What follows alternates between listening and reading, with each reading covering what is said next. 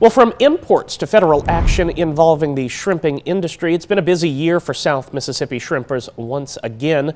WXXV News 25's Dave Elliott sat down with the leader of one Mississippi Commercial Fisheries Advocacy group to dive deeper into these issues, plus so much more.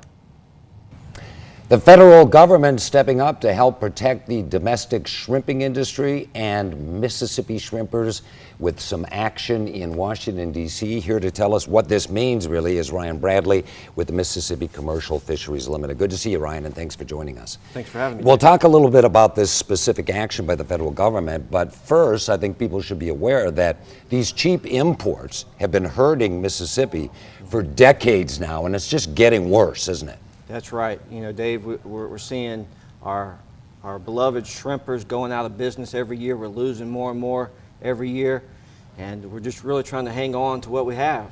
So it's an uphill battle, but thankfully with this new action from the International Trade Commission, we're looking like things may start getting back going in the right direction. So what does this mean specifically? And they targeted 4 countries, Ecuador, India, Indonesia, and Vietnam. What did this federal action do to help shrimpers here on the coast? So this action was initiated by the shrimp processors in the shrimp industry back in October of 2023. And what this determination that we just recently was announced by the Trade Commission was in relates to countervailing duties and anti-dumping duties, which will ultimately lead to tariffs on shrimp coming into the country. Now, the big thing about this decision is these 4 countries make up 90% of all imported shrimp coming into this country.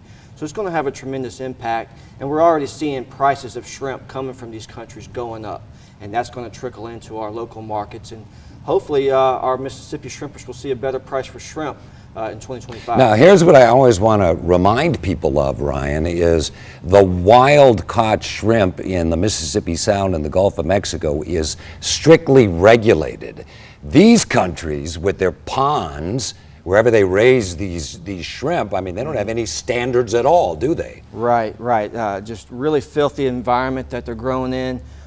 Tons of really illegal antibiotics and other drugs are found in these shrimp.